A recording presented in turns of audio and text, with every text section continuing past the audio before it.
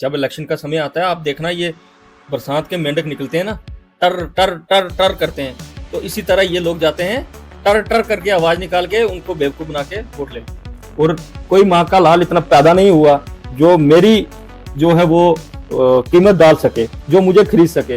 वो जो सेवा पर्व का कार्यक्रम चल रहा है 7 दिनों का, क्या ये 365 दिन सेवा पर्व नहीं हो सकता? छोटी सी उम्र में आपने सोसाइटी के लिए काम करना स्टार्ट किया, सोशल वर्क करना स्टार्ट किया।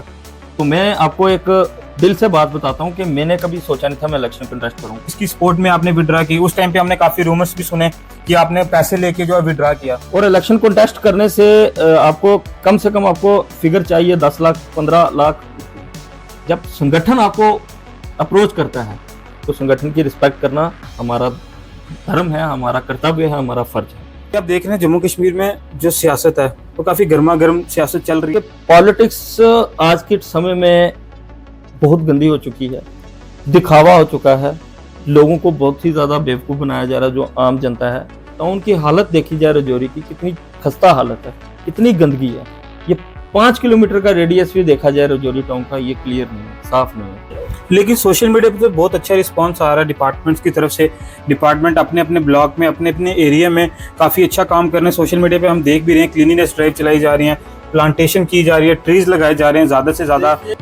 तो पॉलिटिक्स में तो मैक्सिमम झूठ चलता है, लोगों को झूठ बोलना, लोगों को झूठे वादे करने, अपने फायदे की बात करनी। डॉक्टर परवीन भाई तोगड़िया जी का अगर हम हिंदू समाज को लेके बात करें, हिंदू समाज की उन्होंने बात की। और बड़े ऐसे हैं, अटल जी हैं, अटल जी ने भी जो बोला वो किया। बहुत सारे ऐसे लोग हैं जो मोदी जी की स्कीम आई थी कि कच्चे घरों को पक्का बनाया जाए, लेकिन अभी तक वो घर भी पक्के नहीं बने। नाराजगी जो है वो कोई जमीन को लेके हमारी लड़ाई नहीं है या किसी चीज को लेके कंट्रोवर्सी नहीं है। हमारी नाराजगी है कि लोगों के काम जो हैं वो होने चाहिए। चापलूसी मत करो, अगर कुछ करना है तो अपने दिल से करो। मेरा नाम रुखसाना चौधरी है। मैं यूनिवर्सल दिल्ली पब्लिक स्कूल में उर्दू की उस्ताज़ा इकराम हूँ। मैं अपने उस्ताज़ा इकराम और तालिबे इल्म को नवरात्रों की मुबारकबाद पेश करती हूँ। अज़ीज़ तालिबे इल्म, मैं आपको यूनिवर्सल दिल्ली पब्लिक स्कूल के बारे में कुछ खास बातें बताना चाहती हूँ। Universal Delhi public school Rajouri ward number 4 horticulture के पास वाक़ा है। यहाँ पे स्कूल दाखिला शुरू किया जा रहा है। यूनिवर्सल दिल्ली पब्लिक स्कूल में बहुत सारी सहूलियात है, जैसे कि छोटे बच्चों को खाना पीना, हंसना खेलना सब कुछ सिखाया जाता है। यहाँ पे बड़े बच्चों के लिए डिजिटल कंप्यूटर की सहूलियात दस्तियाब है और अच्छे बच्चों को अच्छी तालीम और तरबियत भी दी जाती है।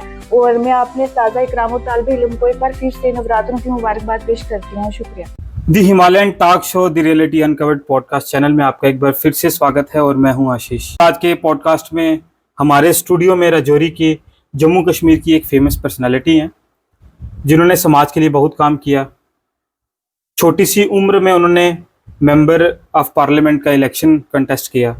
बिल्कुल राजौरी जम्मू कश्मीर से हमारे साथ स्टूडियो में सुशील बजरंगी जी है, जिनको बजरंगी के नाम से जाना जाता है, जिनको बजरंगी भाईजान के नाम से जाना जाता है। और जम्मू कश्मीर के ये बजरंगी भाईजान है वो सभी युवाओं के लिए।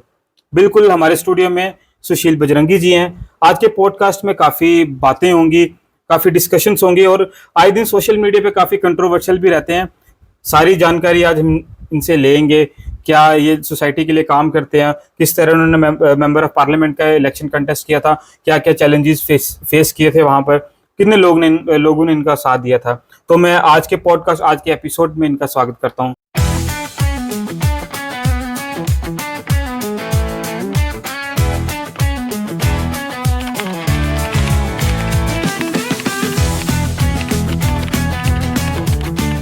सुशील जी, स्वागत है द हिमालयन टॉक शो में। नमस्कार, जय श्री राम। बहुत बढ़िया और बड़ा एक अच्छा लगा कि राजौरी में एक बहुत अच्छी शुरुआत अपने आशीष जी की है। सबसे पहले मैं आपकी और आपकी टीम को बहुत बहुत बधाई देता हूँ दिल से, क्योंकि ये छोटी बात नहीं है। ब्रॉडकास्ट हम जब भी देखते थे, दिल्ली में देखते थे या बाहर देखते थे, कई स्टेटों में देखते थे कि वहाँ ब्रॉडकास्ट किया जाता था, लेकिन यहाँ राजौरी में ये आपने जो काम ब्रॉडकास्ट का ये शुरू किया है, ये जो अपना स्टूडियो बनाया है ब्रॉडकास्ट के लिए, तो एक किस्म का ये हम देखें को ये अपने डेवलपमेंट की तरफ ले जा रहे हो आप सोसाइटी को, कि एक टेक्नोलॉजी जो चल रही है वो आप लोगों को फेस करवा रहे हो कि ये टेक्नोलॉजी है और ये चीज़ें होती है। ये एक बड़ा एक फैंसी और यूनिक कॉन्सेप्ट है जो आपने राजौरी के लोगों के लिए आपने लाया। तो मैं आपका दिल की गहराई से धन्यवाद करता हूँ। थैंक यू सर, स्टूडियो में आने के लिए, अपना टाइम निकालने के लिए। सबसे पहले सर जानना चाहेंगे कि कहाँ से ये शुरुआत हुई, क्योंकि हम आपको देखते थे छोटी सी उम्र में आपने सोसाइटी के लिए काम करना स्टार्ट किया, सोशल वर्क करना स्टार्ट किया, सोशल एक्टिव रहे आप, काफ़ी मुद्दे होते थे वो आप उठाते थे, एडमिनिस्ट्रेशन तक लेके जाते थे, सेंटर तक लेके जाते थे। कहाँ से ये शुरुआत हुई? और आपने अभी रिसेंटली हमने देखा मेंबर ऑफ पार्लियामेंट का इलेक्शन भी कंटेस्ट किया, और बड़ी छोटी सी उम्र में आपने कंटेस्ट किया और बड़ी पब्लिक ने आपका साथ दिया, 10,000 वोट लिए आपने। और मुझे याद है कि जब उसकी काउंटिंग हो रही थी तो हम वो काउंटिंग सारी देख रहे थे, जब 8,000, 9,000, जब 10,000 आया तो हमें लगा कि राजौरी से इतनी कम उम्र में मेंबर ऑफ पार्लियामेंट का इलेक्शन, और आपके ओपोजिशन में फॉर्मर चीफ मिनिस्टर्स हों, तो बड़ा एक चैलेंज होता है। काफ़ी चैलेंज आपने फेस भी किए। तो मैं जानना चाहूँगा कि एमपी का इलेक्शन कैसे आपने कंटेस्ट किया था, कितने वोट्स आपने लिए थे एग्जैक्ट, और कितने लोगों का आपके साथ था, और क्या कुछ आपने सीखा उन इलेक्शंस में? देखिए, ये जो इलेक्शन की शुरुआत हुई, ये शुरुआत मैं आपको बताता हूँ कि ये तो मैंने भी कभी नहीं सोचा था कि मैं इलेक्शन को कंटेस्ट करूँगा, वो भी इतना बड़ा मेंबर ऑफ पार्लियामेंट का। क्योंकि मेरी जो सीमा थी, जो मैं जहाँ तक सीमित था, मैंने सोचा था कहीं कभी ना कभी जब होगा तो एक अपना लोगों की जो कहना था, लोगों का ही जो वो उनका बोलना था कि आपने जो है इलेक्शन कंटेस्ट करना है असेंबली का, एमएलए के लिए उन्होंने मुझे, लोगों ने काफ़ी फोर्स करके रखा था पहले से कि आपने इस बार असेंबली का इलेक्शन कंटेस्ट करना है। लेकिन असेंबली के इलेक्शन से पहले ही मेंबर ऑफ पार्लियामेंट के जो इलेक्शन आ गए लोकसभा के, और मेरा मन तब भी नहीं था इलेक्शन लड़ने का, लेकिन सिचुएशन जब ऐसी बनी, मेरी किसी बहुत ही विद्वान व्यक्ति से जो बात हुई तो उन्होंने बोला कि इस बार आपका क्या है, आपने इलेक्शन कॉन्टेस्ट करना है कि नहीं करना। तो मैं आपको एक दिल से बात बताता हूं कि मैंने कभी सोचा नहीं था मैं इलेक्शन कॉन्टेस्ट करूंगा। मैंने सोचा कि यहाँ बहुत सारी बड़ी बड़ी पार्टियां अपना कॉन्टेस्ट करेगी, बीजेपी कॉन्टेस्ट करेगी, या बड़े बड़े यहाँ पे जो फॉर्मर चीफ मिनिस्टर हैं वो कॉन्टेस्ट करेंगे इस सीट को लेके। राजौरी अनंतनाग की सीट जो थी बहुत हार्ड सीट थी। तो आहिस्ता आहिस्ता जब पता चला कि यहाँ पार्टी की टिकट किसी को मिली नहीं, बीजेपी पार्टी की टिकट यहाँ पे किसी को मिली नहीं, तो लोगों में काफी एक रुझान देखने को मिला और बड़ा एग्रेसिव लोग हुए कि मतलब हम लोग कहाँ जाएंगे अगर पार्टी ने यहाँ कैंडिडेट अपना नहीं उतारा।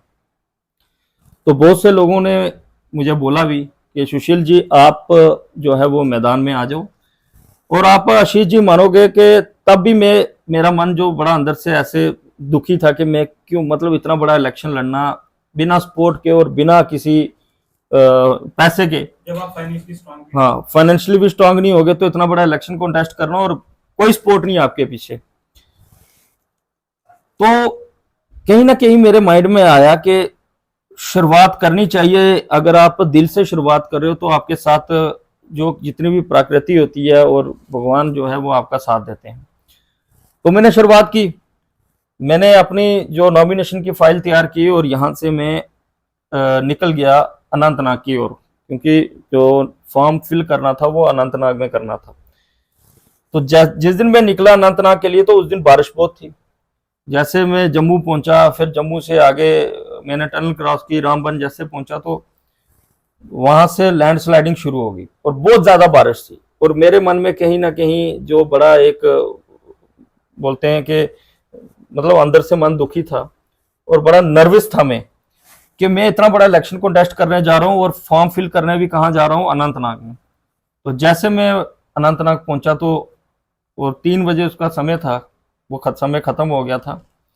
तो उन्होंने मुझे बोला कि अभी समय खत्म हो गया, आप कल आए, सुबह आए तो आपका फॉर्म जो हम फाइल आपकी देखेंगे। तो मैंने वहाँ फाइल जैसे सबमिट करवाई, वहाँ से नॉमिनेशन फिल करके जैसे निकला तो आप जैसे भाइयों ने और काफ़ी लोगों ने सोशल मीडिया में डाल दिया कि नॉमिनेशन मैंने फिल कर दिया। और उसके बाद लोगों के फोन कॉल आना शुरू हो गए, लोगों का बहुत प्यार मिलना शुरू हुआ। फिर उसके बाद मैं फील्ड में निकल गया।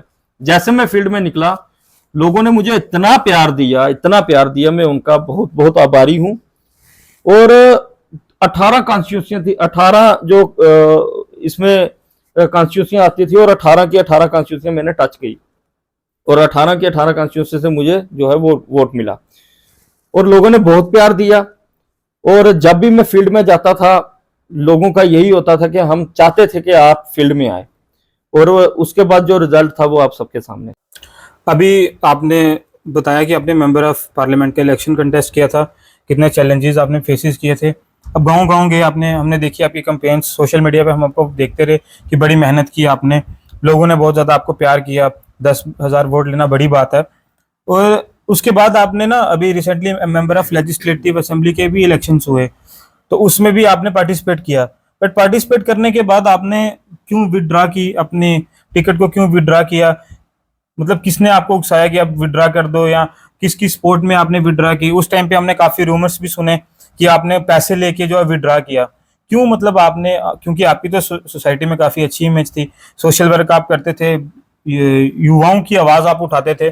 और जब हमने देखा कि आपने, मतलब रूमर सुने हमने कि आपने पैसे लिए 10,000, मतलब 10 लाख लिए, 12 लाख लिए, जी जितने भी अमाउंट आपने लिया विड्रा करने के, क्यों आपने वो लिया?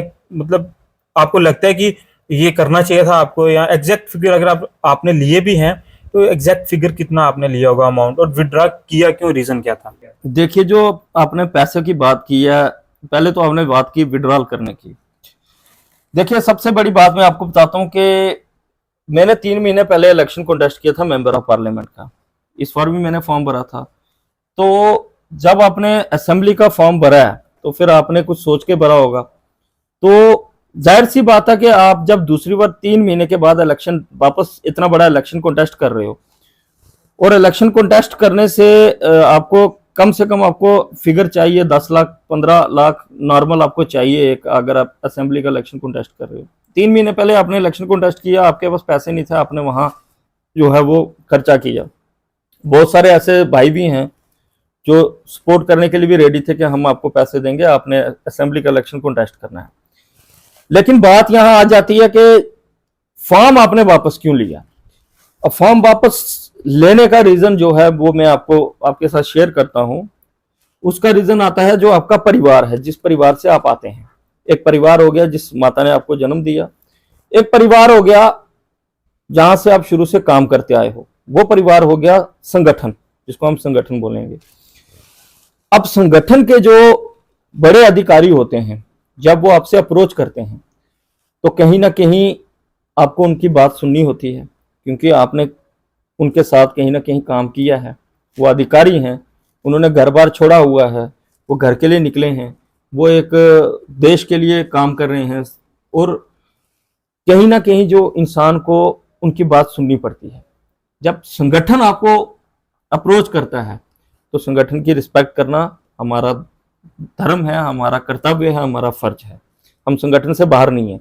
अगर हम किसी व्यक्ति विशेष की बात करेंगे कि हमने व्यक्ति के लिए विड्रॉल किया, जो उन लोगों के कहने पे विड्रॉल किया, तो वो दूसरा कि आप 100 जन्म भी लेके आ जाएं तो सुशील बजरंगी मरना मंजूर है, कभी विड्रॉल नहीं करेगा। और रही बात पैसे की, तो पैसे लेने होते तो शायद कब के हम ले चुके होते, जब से हम काम करना शुरू किया, और जिसके खिलाफ हम बोले हैं, जिसके लिए हम बोले हैं, और दिल खोल के बोले हैं, कभी पीछे नहीं हटे, चाहे वो सोने का क्यों नहीं बन के आया। जो गलत है उसको गलत बोला है, और कोई माँ का लाल इतना पैदा नहीं हुआ जो मेरी जो है वो कीमत डाल सके, जो मुझे खरीद सके, जो मुझे पैसे दे सके। ऑफर आए थे, मुझे बोला गया आपका जितना खर्चा हुआ आप बताएं, 10 लाख हुआ, 15 हुआ, वो आपके घर अमाउंट पहुंच जाएगी। लेकिन मैंने ये बोला था कि अगर कोई व्यक्ति इलेक्शन लड़ रहा है, उसको जरूरत है हमें बताया जाए, हम कलेक्शन करके जा अपने से जैसे भी हम उनको देंगे, वो इलेक्शन कॉन्टेस्ट करें। लेकिन हमें अगर कोई ऑफर देगा तो वो कोई पैदा नहीं हुआ, हमें कोई ऑफर दे और हम उसके पैसे लेके जा समाज के साथ गद्दारी करें। मरना मंजूर है, लेकिन समाज अपने लोगों के साथ, देश के साथ गद्दारी नहीं करेंगे। अच्छा, ये रियलिटी कि आपने कोई भी पैसा नहीं लिया था, और विड्रॉल जो आपने संगठन के कहने पे आपने, और आपने बढ़ के सपोर्ट ही की है। मैं जानना चाहूंगा, अभी आप देख रहे हैं जम्मू कश्मीर में जो सियासत है वो काफी गर्मा गर्म सियासत चल रही है इस टाइम, धड़ाधड़ सियासत चल रही है, और आप भी यंग लीडर हैं, पॉलिटिशियन हैं आप, काफी लोग आपको पसंद करते हैं। तो क्या लगता है आपका एनालिसिस के हिसाब से जम्मू कश्मीर में इस टाइम सियासत, मतलब और किस पार्टी की सियासत जो सबसे अच्छी चल रही है? देखिए, मैं आपको बताता हूँ, अभी ये जो चल रहा है सेवा पर्व चल रहा है, ये आपने देखा है 7 दिन का सेवा पर्व चल रहा है। गांधी जयंती पे ये 2 अक्टूबर को समाप्त हो जाएगा। लेकिन मैं ये चीज कहना चाहूंगा कि पॉलिटिक्स आज के समय में बहुत गंदी हो चुकी है, दिखावा हो चुका है, लोगों को बहुत ही ज्यादा बेवकूफ बनाया जा रहा है। जो आम जनता है, लोगों को कुछ समझा नहीं जा रहा। और जो सेवा पर्व का कार्यक्रम चल रहा है 7 दिनों का, क्या ये 365 दिन सेवा पर्व नहीं हो सकता? अगर 365 दिन सेवा पर्व किया जाए तो मैं कहता हूं कि लोगों के आंसू जो हैं, जो हमेशा जो गरीब लोग हैं, जो देखा जाए जिनको बहुत सारी परेशानियां होती हैं, वो तो सब खत्म हो जाए। मैं तो बोलता हूँ फिर तो पॉलिटिक्स ही खत्म हो जाए। ये क्या 7 दिन का सेवा पर्व, उसके बाद फिर कुछ और काम, फिर ये हर घर तिरंगा सिर्फ 15 अगस्त के दिन ही क्यों होता है? हर घर तिरंगा, क्या ये 365 दिन क्यों नहीं होता हर घर तिरंगा? क्या सेवा पर्व 365 दिन क्यों नहीं होता? मैं ये चीज पूछना चाहूंगा। अगर काम करना है तो दिल से करो। अब टाउन की बात करते हैं। टाउन की हालत देखी जाए राजौरी की, कितनी खस्ता हालत है, कितनी गंदगी है। ये 5 किलोमीटर का रेडियस भी देखा जाए राजौरी टाउन का, ये क्लियर नहीं है, साफ नहीं है। तो यहाँ सेवा पर्व सिर्फ दिखावा, फोटोग्राफी, एक सीनियर को खुश करने के लिए या और ऊपर अधिकारियों को खुश करने के लिए हम सेवा पर्व मना रहे हैं, हम ये कार्यक्रम कर रहे हैं, फोटोग्राफी करके भेज देना, बस यही है। लेकिन सोशल मीडिया पे तो बहुत अच्छा रिस्पांस आ रहा है डिपार्टमेंट्स की तरफ से। डिपार्टमेंट अपने अपने ब्लॉक में, अपने अपने एरिया में काफी अच्छा काम कर रहे हैं। सोशल मीडिया पे हम देख भी रहे हैं, क्लीनिनेस ड्राइव चलाई जा रही है, प्लांटेशन की जा रही है, ट्रीज लगाए जा रहे हैं ज्यादा से ज्यादा। देखिए, मैं आपको यही जो आपने बात की है डिपार्टमेंटल, अब डिपार्टमेंटल को पता है, जो उनके वर्कर हैं उनको पता है हम गवर्नमेंट के एम्प्लॉइज हैं, ठीक है। जो गवर्नमेंट की गाइडलाइंस होगी वो उसी में काम करेंगे। चाहे वो झाड़ू पकड़ के फोटो खिंचाएं, लेकिन उन्होंने वो शो ऑफ करना है कि हम काम कर रहे हैं। अगर सेवा पर्व का ये कार्यक्रम शुरू किया तो ये सारी टीम मेरे साथ, म्यूनसिपलिटी की टीम मेरे साथ झाड़ू लेके निकले, मैं उनके साथ निकलूंगा। मैं बताता हूँ कि गंदगी कैसे सफाई की जाती है और मैं जहां बताऊंगा वहां गंदगी उठाई जाए। आपने देखा हालांकि ये पिछले दिनों काफी समय से, काफी सालों से ये सलानी ब्रिज पे के साथ ही गंदगी डंप की जाती थी। सिटी टाउन से ही गंदगी उठा के टाउन में ही डाली जाती थी। मुझे ये बताया जाए कि इतना समय हो चुका है म्यूनसिपलिटी राजौरी को, अभी तक म्यूनसिपलिटी को जो जहां पे गंदगी डाली है डंप किए जाए, वो अभी तक लैंड इनको इशू नहीं की गई। इसका अल्टरनेट कौन दे सकता है इनको? इसकी कोताही कहां पे हुई है कि अभी तक म्यूनसिपलिटी को डंपिंग के लिए सूटेबल जगह जो देनी चाहिए थी वो अभी तक मिली नहीं है। ये लोग गंदगी उठाते हैं और गंदगी उठा के नदियों के साथ ही नदियों को पोल्यूटेड करते हैं। मैं ये बात करता हूँ, ये जो हमारी ये सलानी वाली जो नदी जाती है, आज से आप 10 साल पहले देखो, जब 15 साल पहले इस नदी में लोग नहाते थे, इसका पानी यूज करते थे, यहाँ कपड़े धोए जाते थे, लोग घर में पानी लाते थे। और आज के समय में यहाँ पे आप देखो, इस नदी के पास अगर कोई जाएगा भी, इसका पानी अगर आपकी बॉडी को टच भी कर गया तो शायद आपको एलर्जी हो जाएगी या आप किसी बीमारी के शिकार हो जाएंगे। इसका रीजन क्या है? क्योंकि इस पानी को पोल्यूटेड किया जा रहा है। और जब सुशील बजरंगी बोलेगा तो बवाल हो जाएगा, कंट्रोवर्सी बन जाएगी। कंट्रोवर्सी काहे की बनेगी कि मैं जो है वो गलत के खिलाफ बोल रहा हूँ, क्योंकि मुझे गलत चीज पसंद नहीं है। क्योंकि यहाँ गंदगी पीक पे है राजौरी में। राजौरी की डिस्ट्रिक्ट की हम बात करें कि यहाँ जितनी डिस्ट्रिक्ट हैं जम्मू कश्मीर में, राजौरी डिस्ट्रिक्ट सबसे लास्ट में आती है, चाहे वो डेवलपमेंट में हो, चाहे वो सफाई अभियान में हो। वैसा क्यों है? क्यों नहीं ये डिस्ट्रिक्ट को फर्स्ट में लाया जाता? ये रिस्पॉन्सिबिलिटी किसकी बनती है?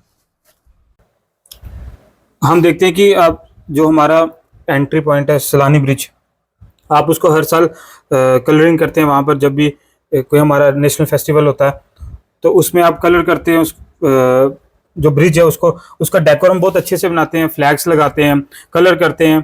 उसके बाद वैसी की वैसी हालत हो जाती है, 2-3 दिन के बाद ही बुरी हालत हो जाती है। वहां पर शाम के टाइम हम भी जब निकलते हैं, वहां पर कभी उस ब्रिज से कभी कोई गंद फेंक रहा है नीचे, कभी कुछ भी कोई मुर्गा फेंक रहा है, कभी कुछ हम देखते हैं। हमने बड़ी बार रोकने की कोशिश की, आज भी बड़ी स्मेल होती है वहां पर। अगर कोई राउंड के लिए भी निकलेगा, किसकी नेग्लिजेंसी इसमें देखते हैं। देखिए, ये जो सलानी ब्रिज की बात की है, सलानी ब्रिज जब से बना था 30 साल हो गए इसको बने हुए, तब से इसको रेनोवेट नहीं किया गया। जैसे का था वैसे का वैसे ही है।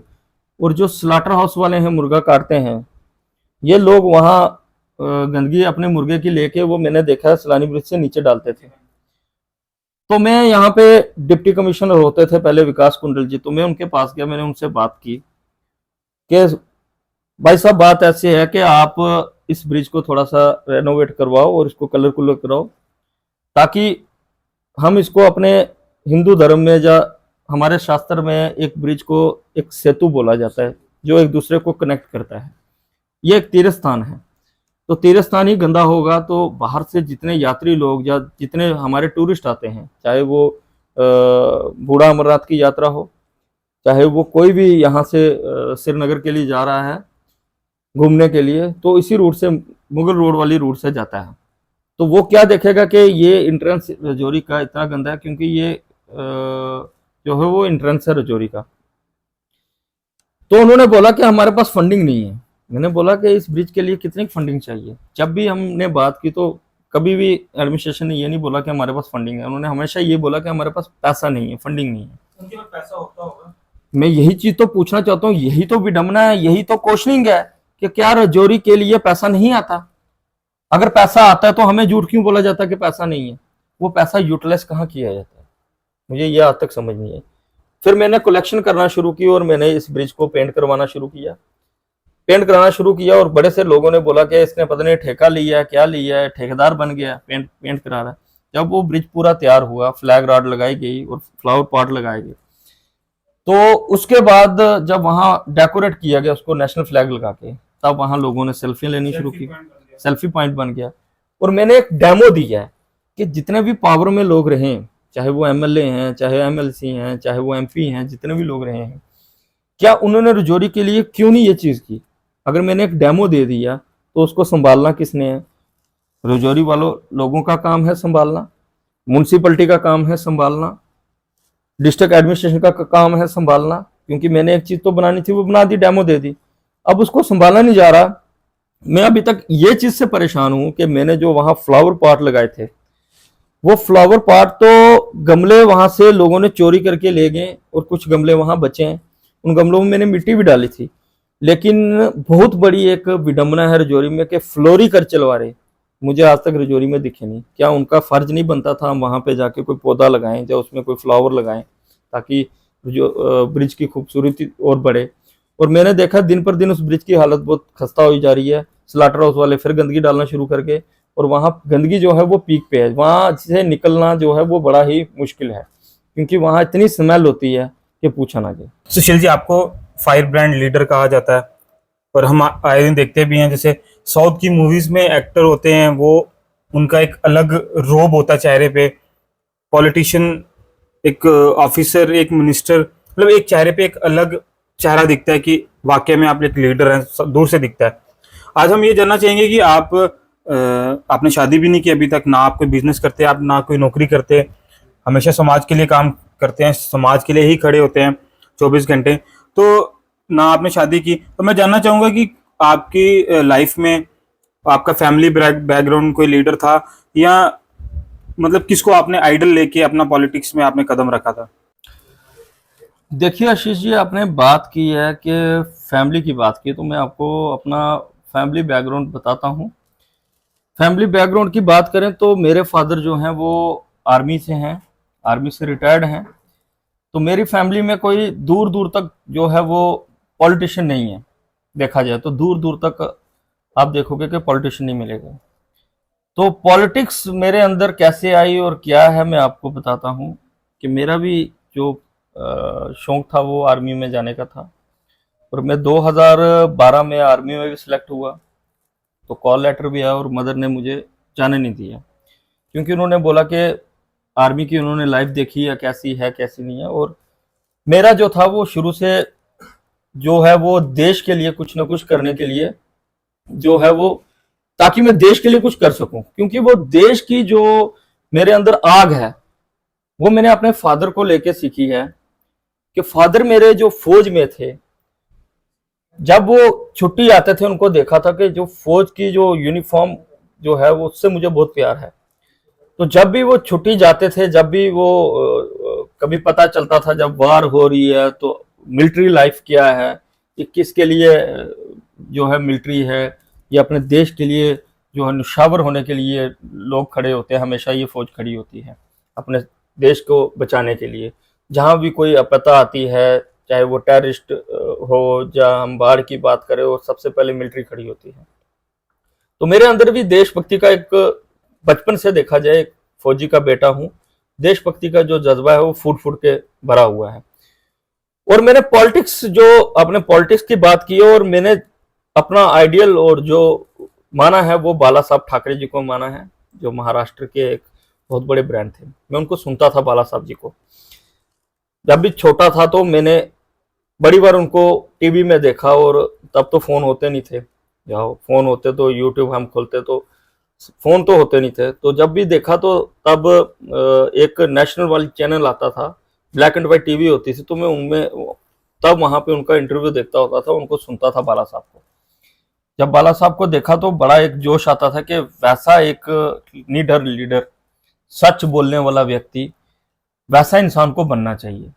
आपके अंदर झूठ फ्रॉड नहीं होना चाहिए। अगर हम बाकी पॉलिटिक्स की बात करें तो पॉलिटिक्स में तो मैक्सिमम झूठ चलता है, लोगों को झूठ बोलना, लोगों को झूठे वादे करने, अपने फायदे की बात करनी, मैक्सिमम पॉलिटिक्स में ये रहता है। और मेरी पॉलिटिक्स और मेरा जो काम करने का तरीका है वो अलग है। वो मैंने सीखा बाला साहब जी से, क्योंकि बाला साहब ने आज तक झूठ नहीं बोला, उन्होंने जो बोला वो किया। अब पिछले दिनों में बात ये देख रहा था, ये मेरे ख्याल से एक हफ्ता भी नहीं हुआ इस बात को, कि इंडिया पाकिस्तान का मैच शुरू होने वाला था। तो लोगों के दिलों में बड़ा गुस्सा था कि ये मैच नहीं होना चाहिए। तो कुछ लोग बोल रहे थे कि अभी बीजेपी के लीडरों ने उसमें एक इंटरव्यू दिया, अनुराग ठाकुर ने पहले दिया था कि अगर पाकिस्तान हम लोगों के साथ ऐसा करता है, वार होती है, लड़ाई होती है, जंग होती है, तो ये मैच कभी नहीं हम होने देंगे। तब भी मैच हुआ। मैच को एक दूसरे रूप से देखा जाता है, गेम के रूप से देखा जाता है। लेकिन तब मुझे बाला साहब की याद आई। जब बाला साहब जिंदे थे तो यही सिचुएशन बनी थी। वो बाला साहब ने बोला था कि पाकिस्तान यहाँ पे हिंदुस्तान की धरती पे मैच खेलने नहीं आएगा। तो वो बात मानी नहीं गई थी। उन्होंने एक ही रात में अपने शिव सैनिक भेज के वो पिच ही खुदवा दी थी। तो दूसरे दिन मैच जो है वो कैंसिल हो गया था। तो आज के समय में वो बाला साहब जो हम जिनको आइडियल मानते हैं, अब वैसा कौन बनेगा? इस देश को जरूरत है बाला साहब जैसे लोगों की, क्योंकि बाला साहब जैसे लोग थे, जो बोलते थे वो करते थे। उन्होंने कभी कंट्रोवर्शियल, वो रहे कंट्रोवर्शियल, लेकिन देश के हित के लिए वो कंट्रोवर्शियल रहे, देश के हित के लिए उन्होंने काम किया। तो मैं उनको आइडियल मानता आया हूँ।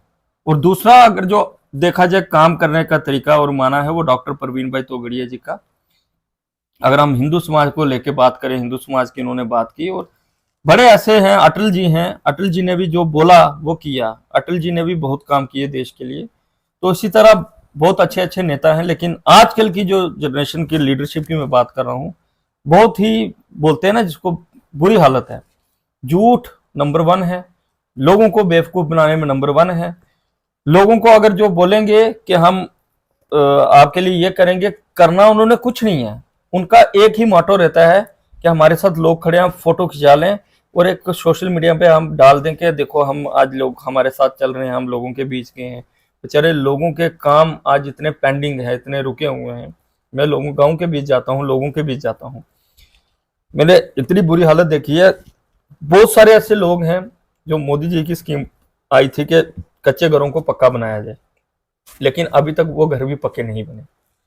वो क्यों नहीं बने? जब उनको पूछा गया, उन्होंने बोला कि हमें पैसा ही नहीं मिला। 1.5 लाख जो उसकी अमाउंट थी, रखी हुई थी, तो वो अमाउंट उनको मिली नहीं, तो वो घर कहां से बनाएंगे? तो ये पैसे जाता कहां पर है? देखो, जो अथॉरिटी है, जो सरपंच पंच होंगे, उन्होंने अपनी कमीशन लेके जो कुछ करके गरीब व्यक्ति को अगर 5-10 हजार भी देंगे, जिसको नॉलेज नहीं है, जो पढ़ा लिखा नहीं है, उसको क्या पता क्या है। और बहुत सारे ऐसे घर हैं जो अभी पक्के नहीं बने। और कुछ गाँव में मैंने ऐसी रोडें देखी हैं कि बहुत बुरी हालत है उन रोडों की।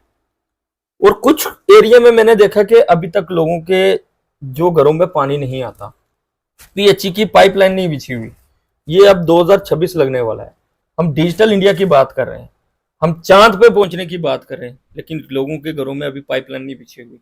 लोग अभी भी 2 किलोमीटर दूर जाके पानी जो है वो बाबली से ला के पीते हैं।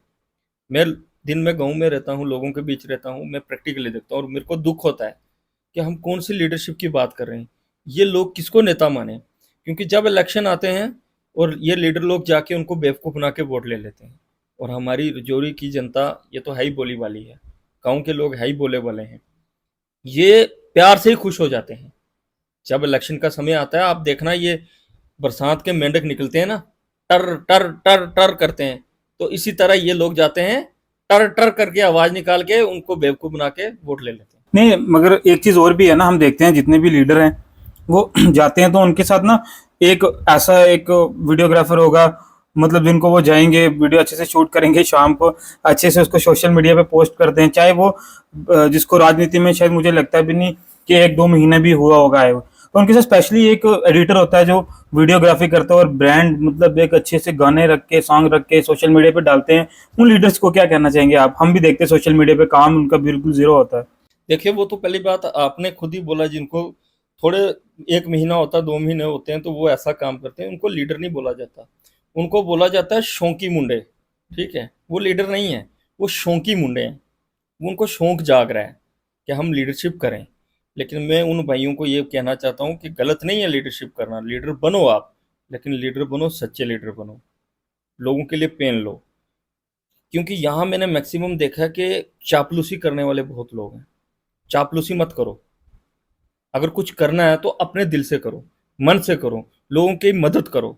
अगर आप सोच रहे हो कि आप मदद करने के लिए ही निकले हो, तो फिर मदद करो, दिल से करो। आपने नाम लिया था बाला साहब ठाकरे जी का, तो वहां पे आपने बोला कि वो कंट्रोवर्शियल जरूर रहते थे, कंट्रोवर्शियल जरूर रहते थे। उन्हीं को देख के हम भी अब आपको देखते हैं, सोशल मीडिया पे आपकी पोस्ट देखते हैं, आप भी काफी ज्यादा कंट्रोवर्शियल रहते हैं, काफी कंट्रोवर्सी करते हैं, काफी लोगों को आप ट्रॉल करते हैं सोशल मीडिया पे। हम रोज की रोज आपकी पोस्ट देखते हैं, चाहे वो हमारे एडमिनिस्ट्रेटर हो, चाहे कुछ पॉलिटिशियन हो, चाहे जिनको आप लैंड माफिया, अलग अलग आपने नाम रखे, अलग अलग टैग दिया हुआ है। तो क्यों आप ये चीजें करते हैं? आप तो एक सोशल वर्कर, एक अच्छा काम कर रहे हैं समाज के लिए, आप अपनी लाइन में चलें, क्यों उनके साथ मतलब उनको ट्रॉल करने की? और एडमिनिस्ट्रेटर, इतने अच्छे एडमिनिस्ट्रेटर। एक पढ़ा लिखा व्यक्ति और जो ठोकरे खा के इंसान बनता है ना, तो पढ़े लिखे उस व्यक्ति में फर्क होता है, जिसने सब चीजें देखी, जिसने पूरे देश का जो है विजिट किया हुआ है, जो पूरा देश घूमा हुआ है, जिसने हर चीज देखी हुई है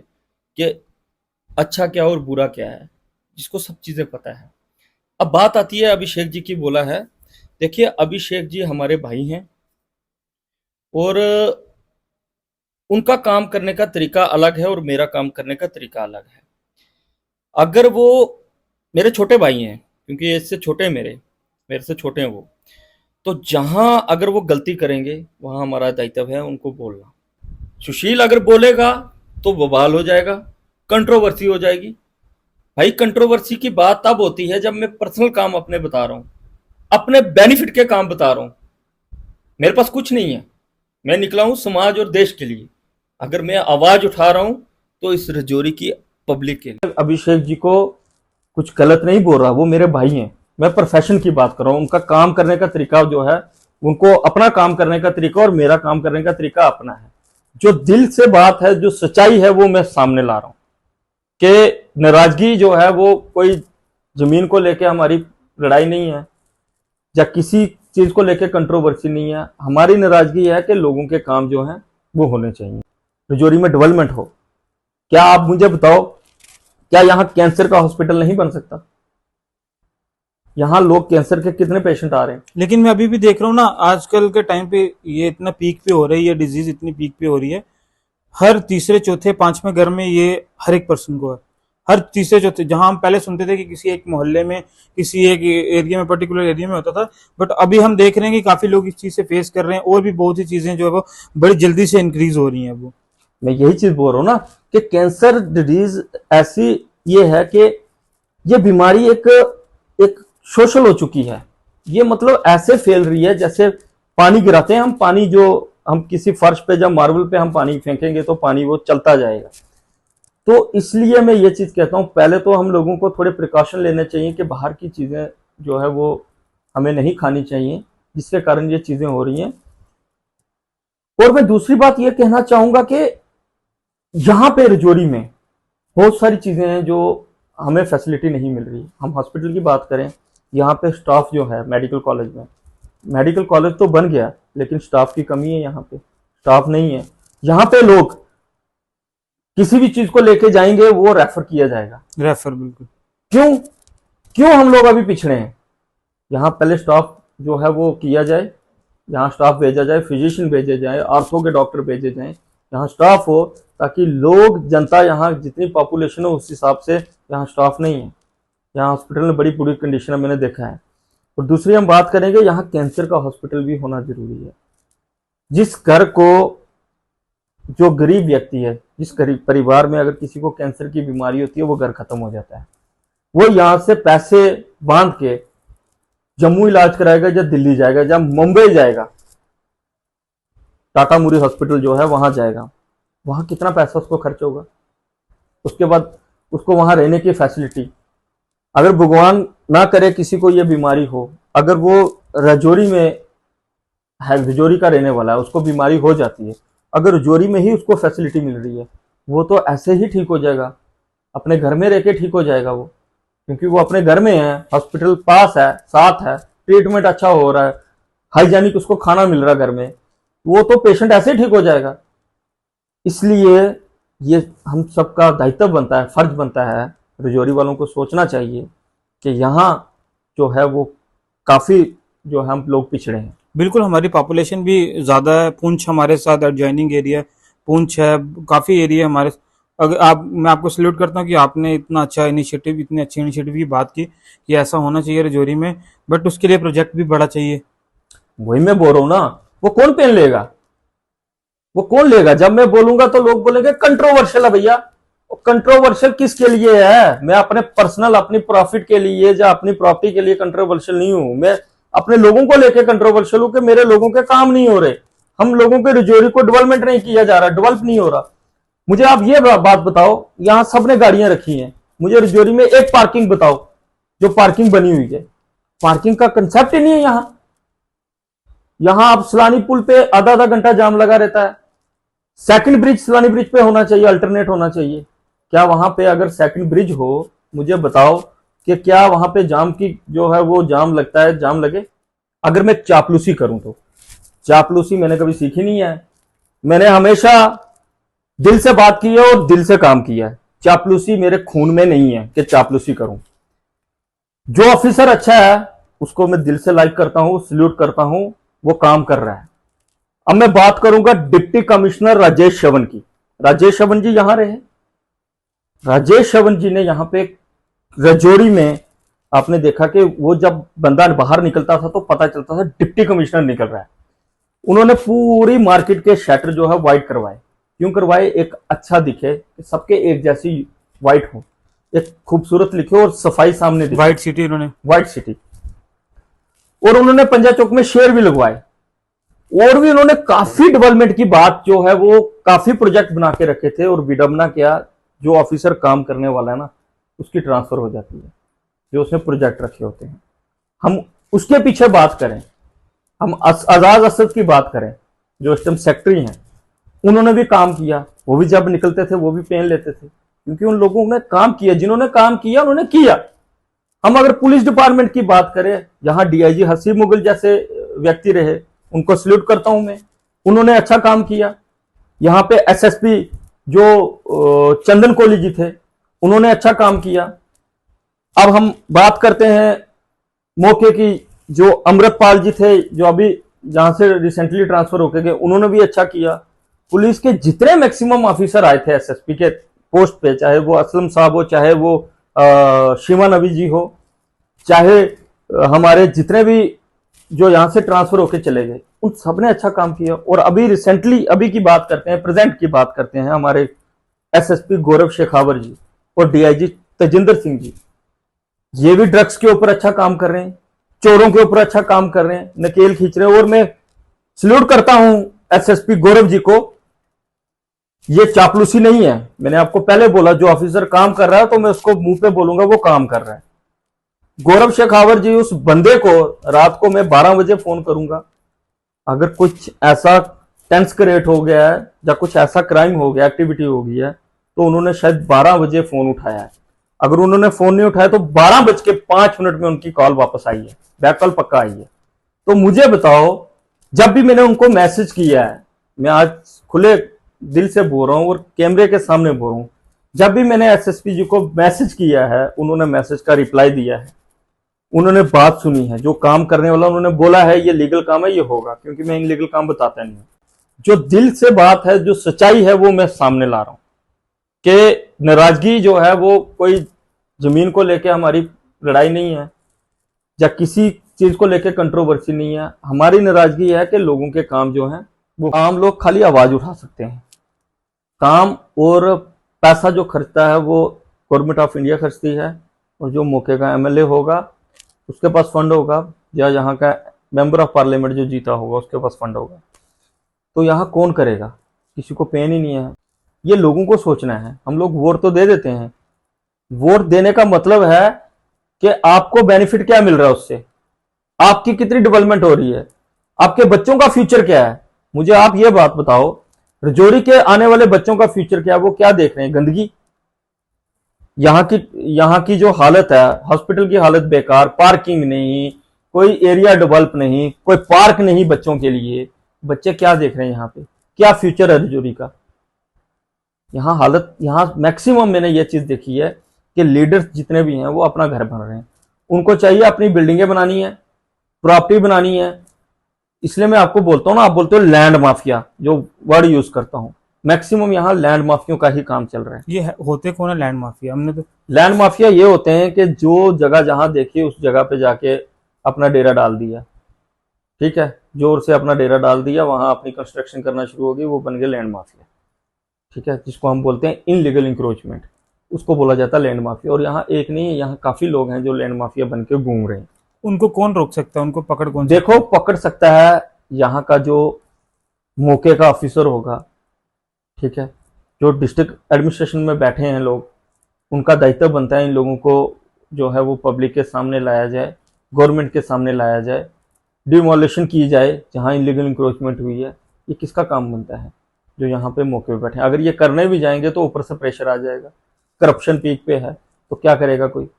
ये सुधारने की जरूरत है। हम लोग बोलते हैं हम डिजिटल इंडिया बना रहे हैं, हमारा भी जो है वो सपना है कि हमारा देश सोने की चिड़िया बने, राम राज्य आए। अब मुझे राम राज्य से बात याद आती है। हम राम राज्य की बात करते हैं, आपके घर के बाहर ही वाइन शॉपें खुल रही हैं। घर के बाहर निकलोगे तो दारू की बोतल लोगे तो पियोगे, उससे राम राज्य तो नहीं आएगा। राम राज्य में दारू तो नहीं चलती थी भैया, क्यों बढ़ा रहे हैं? शराबें पिला रहे हैं, यूथ को शराबी बना रहे हैं, लोगों को शराबी बना रहे हैं। ये कब सुधरेगा? ये सिस्टम कब बंद होगा? इसके लिए लीडरशिप चाहिए, स्ट्रांग। मैंने वही बात बोली थी, बाला साहब ठाकरे वाला काम चाहिए यहाँ पे। यहाँ पे बहुत बुरी हालत है। यहाँ की लीडर की शिप की हालत देखो आप। एक लीडर निकलेगा, अभी मैं देख रहा हूँ सेवा पर्व चल रहा है, झाड़ू लगाएगा, एक टीम वहां पे आएगी, दूसरी टीम भी वहां पे आके झाड़ू लगाएगी। नहीं, एक बंदे के साथ पूरे बड़े लोग होते हैं और हर एक बंदा अपने सोशल मीडिया पे पोस्ट डालेगा। मतलब एक झाड़ू है, वो 10 बंदे एक झाड़ू को। हाँ बिल्कुल। और फर्स्ट टीम आएगी और उसके बाद सेकंड टीम आएगी उसी जगह को साफ करने के लिए। ये कितने दिन चल ये बेवकूफ बनाया जा रहा है ना। ये जनता को समझ आना चाहिए कि बेवकूफ है, ये बेवकूफ बनाया जा रहा है। जब तक जनता, मैंने आज देखा कुछ मेरे सोशल मीडिया पे और कुछ इंटरव्यू जो हमारा यूथ है रजौरी का, कुछ गंदगी को लेके वो बोल रहे थे। मुझे बड़ा अच्छा लगा कि शुरुआत मैंने की है और वो लोग आज गंदगी के लिए आवाज उठा रहे हैं कि डंपिंग किया जाता है नदियों के पास। म्युनिसिपैलिटी को बोल रहे थे कि ये यहाँ पे हम आपको लीगल तरीके से कार्रवाई करेंगे। और मुझे अच्छा लगा कि मैं आवाज उठा रहा हूँ, वो लोगों को कहीं दिमाग में घर कर रही है, बैठ रही है। इससे क्या होगा? इसी तरह अवेयरनेस चलेगी। और हमारा रजौरी बहुत खूबसूरत डिस्ट्रिक्ट है, बहुत प्यारा डिस्ट्रिक्ट है।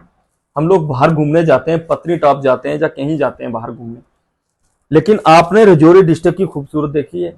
अब बुद्धल चले जाओ, बुकोरी चले जाओ, आप कहीं भी चले जाओ, आप यहाँ तीर्थ स्थान जितने हमारे रजौरी में, आप कहीं भी देख लो, कितनी हर जगह खूबसूरती से भरा हुआ है रजौरी। अगर इसको अच्छे से डेवलप किया जाए, अच्छे से खूबसूरत बनाया जाए, तो शायद रजौरी जैसा इलाका ही नहीं मिलेगा पूरे देश में। ये कब तक आपने ये जिम्मा उठाया? कब तक आप चलते रहेंगे? कब तक आपके साथ लोग चलते रहेंगे? देखिए, और कौन से इलेक्शन आप लड़ने जा रहे हैं? देखिए, लोग मेरे साथ चले या ना चले वो मेरे लिए मैटर नहीं करता, लेकिन जो मेरी रिस्पॉन्सिबिलिटी है, क्योंकि मैं गलत को गलत बोलता हूँ और सही को सही बोलता हूँ। जहां मुझे गलती मिलेगी, गलत होगा, मैं उसके खिलाफ आवाज उठाऊंगा कि ये चीज गलत है, क्योंकि मुझे कुछ लेना देना नहीं है।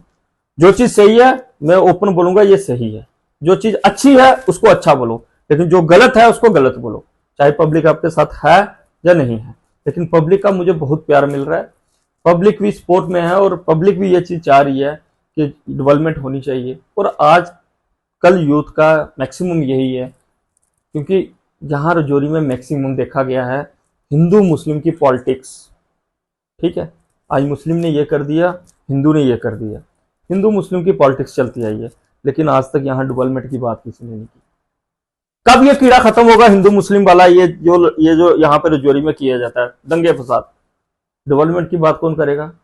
डेवलपमेंट कौन करेगा भैया?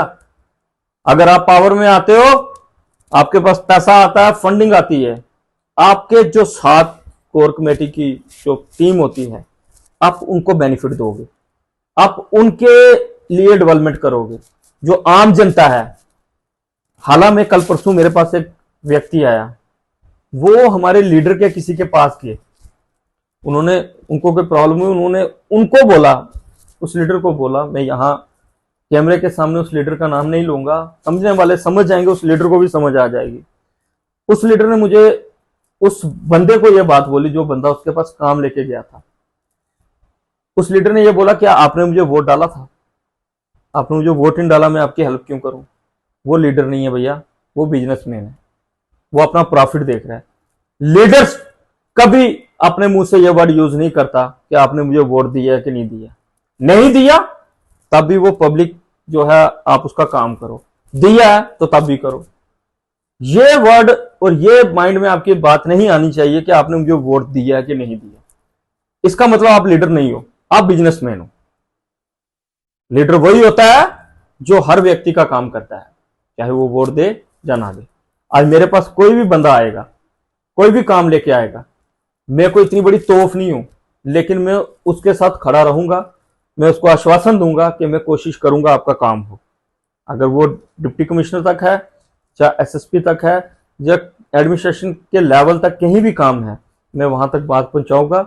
आगे उनका काम है, उनकी किस्मत है, उनका काम हो या ना हो, काम जेन्युइन होगा तो उनका काम हो जाएगा। मैं लास्ट में ये जानना चाहूंगा अब आपकी तरफ से कि आने वाले दिनों में आप इलेक्शंस लड़ेंगे या समाज के लिए ऐसे काम करेंगे, और क्या किस विजन से आप अपनी लीडरशिप को जो वो लोगों तक लेके जाएंगे? जितने भी यूथ आपको देख रही है, क्या मैसेज उनके लिए कि किस तरह उनको एम्पावर करने के लिए क्या क्या काम करने चाहिए, ड्रग्स से कैसे हम फ्री हो सकते हैं? अब मैं लास्ट में ये जानना चाहूंगा, जितने भी हमारे व्यूअर्स और यूथ देख रही है। देखिए, आने वाले दिनों में जो इलेक्शन की बात कर रहे हो, वो तो वक्त ही बताएगा, वो तो समीकरण ही ऐसा बनेगा, देखेंगे कि इलेक्शन कंटेस्ट करना है कि नहीं, क्योंकि वो जनता की आवाज होगी। अगर जनता बोलेगी कि इलेक्शन आपने कंटेस्ट करना है, तो मैं आज आपके सामने बोल रहा हूँ, अवश्य हम इलेक्शन कंटेस्ट करेंगे, चाहे वो आज़ाद खड़े होकर करें या किसी पार्टी से टिकट लेके करें, लेकिन इलेक्शन जरूर कंटेस्ट करेंगे। क्योंकि मैंने एक एनालाइज किया और बड़ी चीज़ें मैंने एक इलेक्शन के दौरान सीखी हैं। जब मैंने मेंबर ऑफ पार्लियामेंट का इलेक्शन कंटेस्ट किया है, बड़ी मैच्योरिटी आती है इलेक्शन कंटेस्ट करके। मैंने देखा है, जब तक आपके हाथ में पावर है ना, जब आपके हाथ में पावर है, आपके पास फंडिंग है, आपके पास वो पावर्स हैं कि आप लोगों के काम कर सकते हो, तो फिर आपको पीछे नहीं हटना चाहिए, वो पावर लेनी चाहिए। वो पावर किसके लिए लेनी चाहिए? आप लोगों के लिए ले रहे हो। आपके पास, मेरे पास पावर आएगी तो मैं काम करूंगा। और मैं आज दिल से स्टूडियो में बैठा हूं, मैं प्रभु राम की कसम खा के कहता हूं, अगर मेरे जैसा व्यक्ति यहां एमएलए या एमपी बना होता तो रजौरी का नक्शा चेंज होता। ये जो बोलते हैं पैसा नहीं है, कुछ नहीं है, शायद मैं अपनी जो तनख्वाह, जो सैलरी मिलती है एक एमएलए को, वो भी मैं पब्लिक के लिए यूटिलाइज कर देता, ताकि पब्लिक के काम जो है वो हो।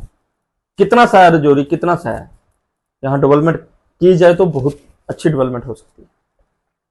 मैं आपका थैंक यू करता हूँ, आज आप हमारे स्टूडियो में आए, काफ़ी अच्छा सेशन लगा। आपकी जर्नी के बारे में जाना, आपने मेंबर ऑफ लेजिस्लेटिव असेंबली का जो विड्रॉ किया था उसके बारे में जाना, मेंबर ऑफ पार्लियामेंट का इलेक्शन कंटेस्ट किया, 10,000 11,000 आपको वोट मिला, पब्लिक ने बहुत प्यार दिया आपको, फायर ब्रांड लीडर हैं आप।